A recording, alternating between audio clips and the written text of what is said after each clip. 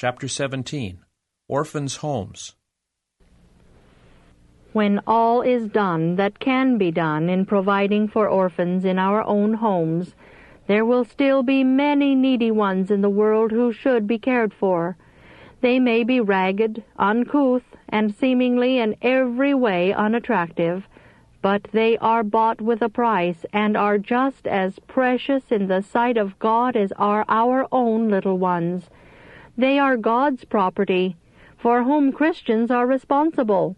Their souls, God says, will I require at thine hand. To care for these needy ones is a good work. Yet in this age of the world the Lord does not give us as a people directions to establish large and expensive institutions for this purpose. If, however, there are among us individuals who feel called of God to establish institutions for the care of orphan children, let them follow out their convictions of duty. But in caring for the world's poor, they should appeal to the world for support. They are not to draw upon the people to whom the Lord has given the most important work ever given to men, the work of bringing the last message of mercy before all nations, kindreds, tongues, and people. The Lord's treasury must have a surplus to sustain the work of the gospel in regions beyond. Let those who feel the burden of establishing these institutions have wise solicitors to present their necessities and raise funds. Let the people of the world be aroused. Let the denominational churches be canvassed by men who feel the necessity that something be done in behalf of the poor and orphans. In every church there are those who fear God. Let these be appealed to, for to them God has given this work. The institutions that have been established by our people to care for orphans and the infirm and aged among us should be sustained. Let not these be left to languish and bring a reproach upon the cause of God.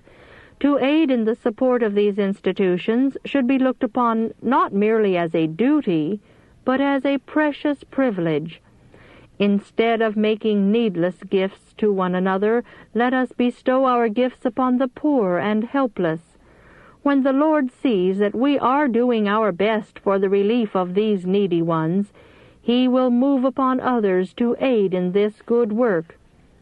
The design of an orphan's home should be not merely to provide the children with food and clothing, but to place them under the care of Christian teachers who will educate them in the knowledge of God and His Son. Those who work in this line should be men and women who are large-hearted and inspired with enthusiasm at the cross of Calvary. They should be men and women who are cultured and self-sacrificing, who will work as Christ worked, for the cause of God and the cause of humanity.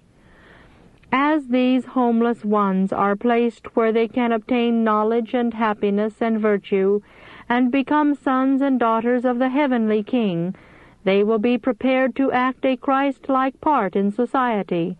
They are to be so educated that they in their turn will help others. Thus the good work will be extended and perpetuated. What mother ever loved her child as Jesus loves His children? He looks upon the marred character with grief deeper, keener than any mother's. He sees the future retribution of an evil course of action. Then let everything be done that can be done for the neglected soul.